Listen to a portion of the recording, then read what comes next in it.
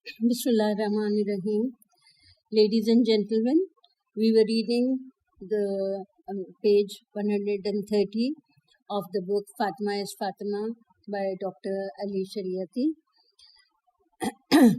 we are bringing this recording to you from the platform of Kashana-e-Baseerat. The next subtitle in the topic on page 130 is intercession. Two institutions do not exist, that of God and that of Ali. Two record books and two beliefs. The system is very strict. The Prophet cannot even support Fatima when she stands for God's judgment in the other world, in the presence of the Creator. He cannot protect her from deviation. Fatima must become Fatima herself. Being the daughter of the Prophet does not mean anything there.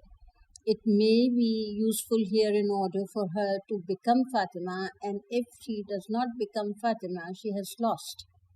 Intercession means this, not cheating at an exam or unowing the right people for being at the mercy of one's family, or walking a tightrope, or relating to a family relationships in accounting for the truth and justice of God, or charging the people in the record book according to human nature in this world, and bringing in relatives from over the wall or through hidden doors to paradise. According to the Quran, the Prophet and Imams can only intercede with God's permission, which is only given to those who are capable. Fatima knows this. The Prophet has taught her. He has also taught others. It is this intercession which takes the books and responsibilities which religion brings into account. It is quite different from the intercession referred to in the age of ignorance, where they appealed to their idols to intercede for them. They committed murder and thousands of dirty deeds, then offered a cow or a camel to Lat, Izza, or other large and small idols, and through cries of regret or pleas of sympathy sought intercession from it. I not only accept the intercession of the Prophet, but also that of the Imams, Fatima, and even the intercession of the companions and great martyrs. What are we saying? I also believe that visiting the grave of Imam Hussein removes sins, and it is such that it influences the spirit and thoughts of a human being who thinks about these great examples of human beings, and their faith brings about a revolutionary change in them. It transforms people. It kills weaknesses, fears, trammels, idol worshipping of one's character, and the worshipping of one's own character. From this springs the inspiration for human wisdom, beliefs, and virtues. It transpires institutions to the great spirit of jihad, permanence, sincerity, and the blossoming of spiritual meanings. It brings about a new set of values. It strengthens human values. It does away with sicknesses of the will and habits, and kills sinful and bad attitudes which are in the depths of one's conscience. It builds a great person, and it is natural and logical that the past errors belong to the past and no longer exist and will never again be. Hur, the great hero of Karbala, through the intercession of Hussein, came out of the hell of slavery and was saved from being sinner and murderer, and with just a few steps he reached the highest peak of liberty, truth, and humanity.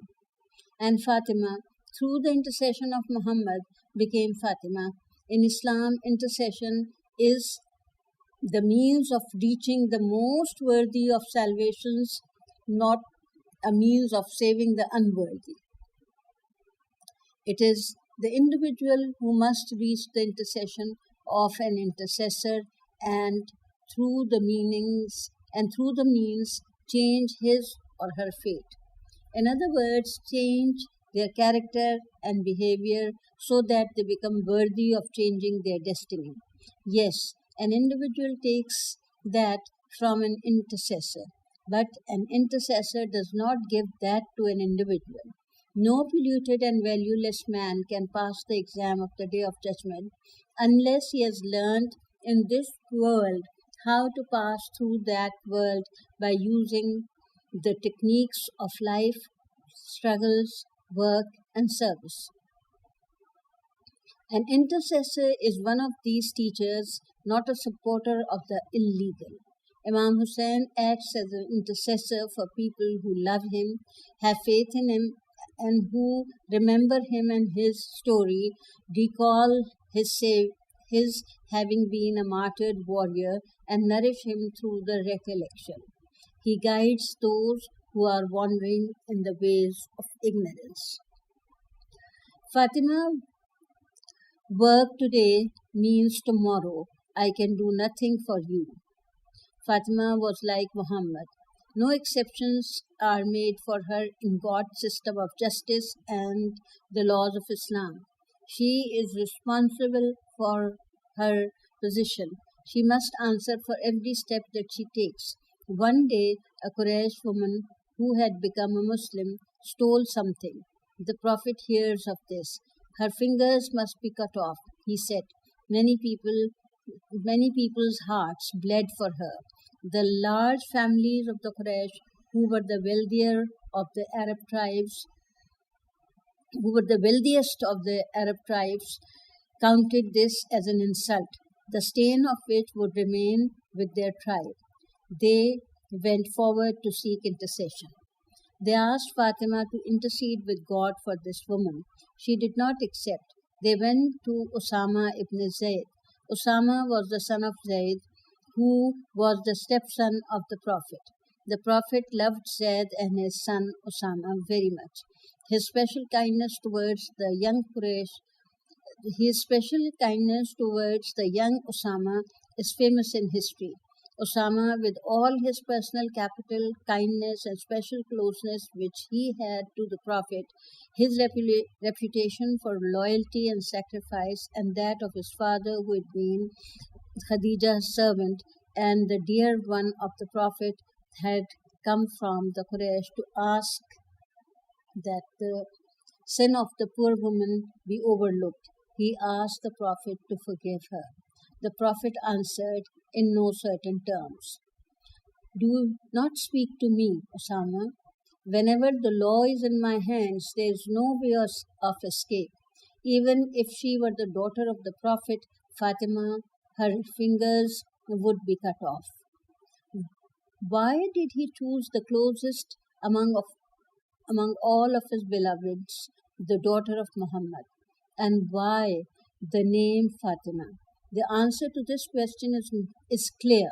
When he spoke of his calling, he chose his youngest daughter, Fatima, from among all of his close family. It was only to her that he spoke of Islam.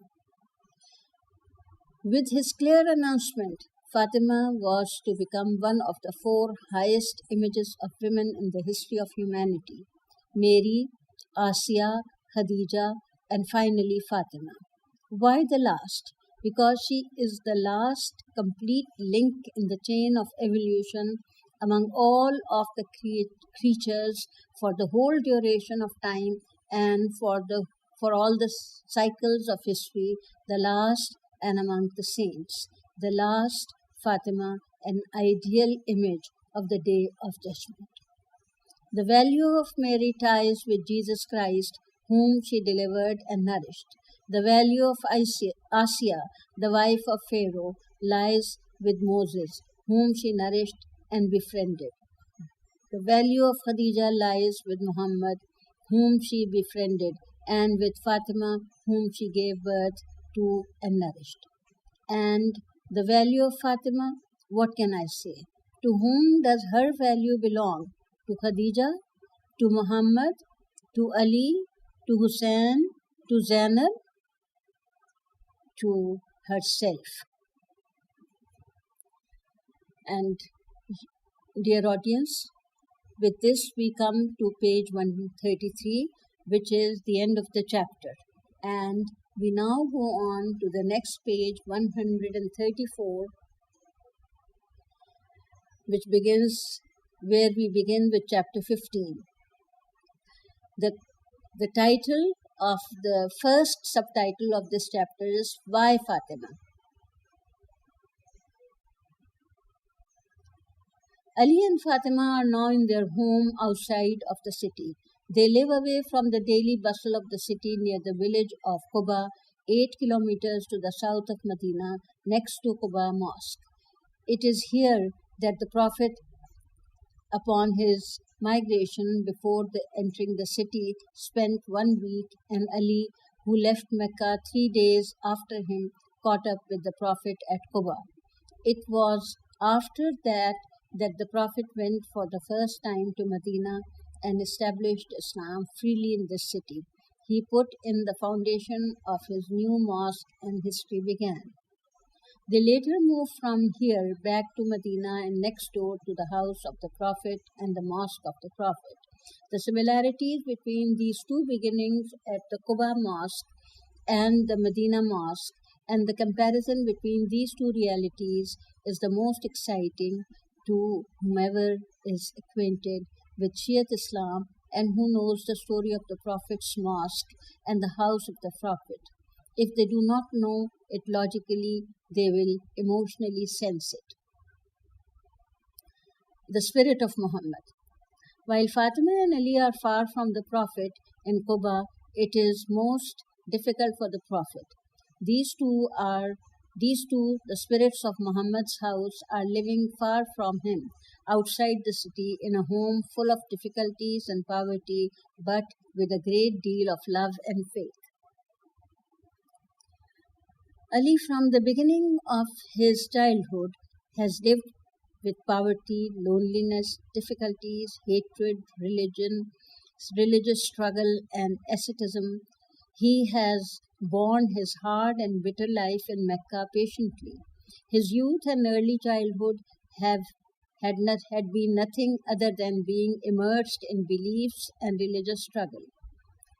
He is very serious spirit, having no thoughts about a house, life, pleasure, wealth, and comfort. He has a thirst which is only satisfied by bitterness. He is built from worship, asceticism, thought, and work. Fatima is also an extract of sorrow, piety, and poverty.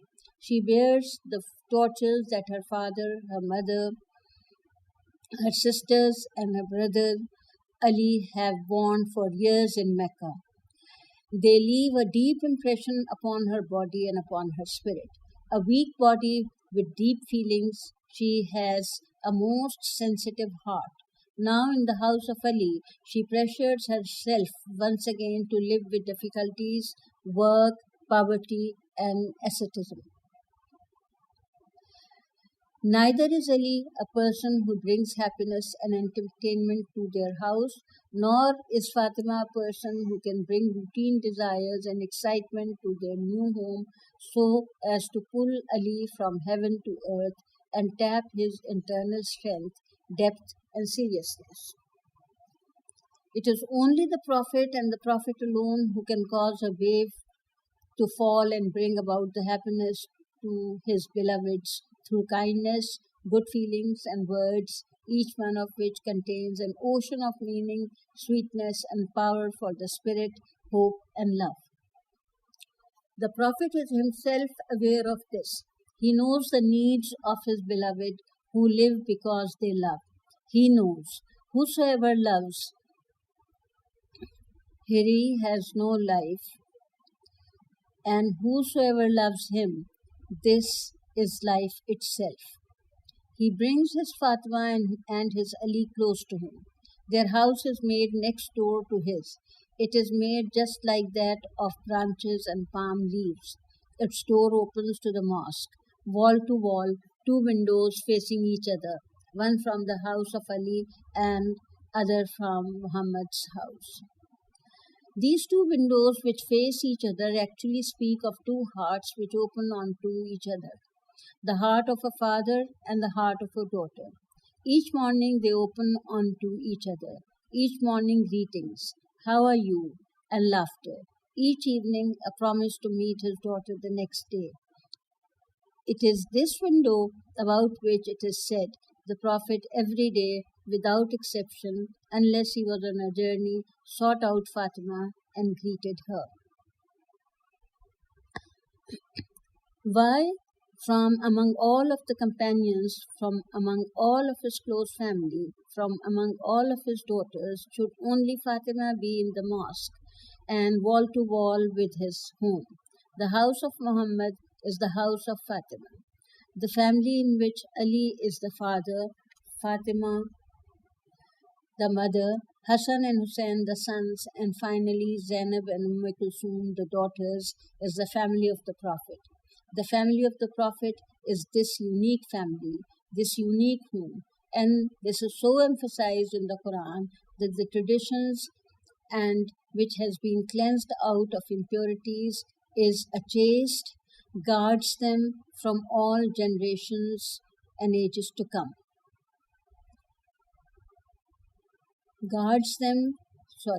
Is chaste, guards them for all generations and ages to come.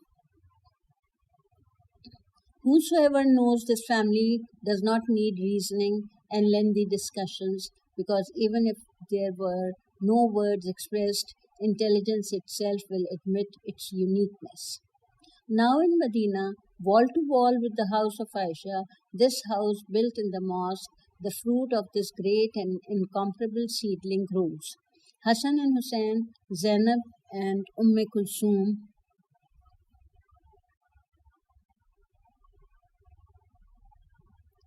Hassan and Hussein, Zainab, Kulthum. A new history has begun with the dawn of these stars. New horizons have found for Muhammad the meanings of life, for Islam the proof of belief, and for humanity the witness of things. The continuation of Muhammad. The third year of the migration, 1 year and few months after the marriage, Hassan is born. Medina celebrates the end of the waiting for its messenger, the Prophet, who was the first time during these 16 long and drawn-out years of difficulties, full of torture, hatred, ugliness, treachery, where news of the tortured of his friends and the death of his beloveds reach him, now tastes the new and sweet news of the birth of Hassan, which soothes his tired spirit. Full of happiness, he enters Fatima's house. He holds the first fruit of the union of Ali and Fatima in his sons. He recites the call to prayers into the baby's ear and finally distributes silver to the poor people of Mecca to the amount of hair on the baby's head. A year passes. Hussein is born. Now the Prophet has two sons. Fate desired that his two sons, Qasim and Abdullah, should not remain because the sons of the Prophet should be through Fatima. As the Prophet said, the generation of each Prophet was born from his own body, but mine is from Ali. And Ali as well, he should not remain apart from the generations which begin with Muhammad. Isn't it true that in meaning that Ali, in the continuation of Muhammad in spirit, his inheritor? It is Muhammad's progeny who should have continued. These two spirits join to produce the successive generations. In the mission of Muhammad, Ali is present. In the succession of Ali, Muhammad is present. Now, the presence of both of them can be seen in the pure faces of these two children, and Muhammad sees three faces in these two, Ali, Fatima, and his own. Fate decrees that these two should take the place of his sons. These two are the fruits of the union of Ali and Fatima. Fatima, the mother of her father, all of the companions know and repeat, his smallest and most beloved daughter, and Ali, his guardian, his brother, and from Fatima, his most beloved sons.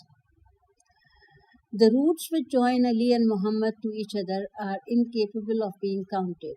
Both stemmed from Abdul Muttalib. The mother of Ali looked after Muhammad from the time he was 8 years old, for his father Abu Talib was as Muhammad's father. Muhammad grew up in Ali's house from the age of 8 to 25, and Ali grew up in Muhammad's house from early childhood until the age of 25. Khadija was as Ali's mother, and the Prophet was as his father. What similar and closer unions could there have been? Their relationships are all comparable. These two human beings are symmetrical to each other, to one another's.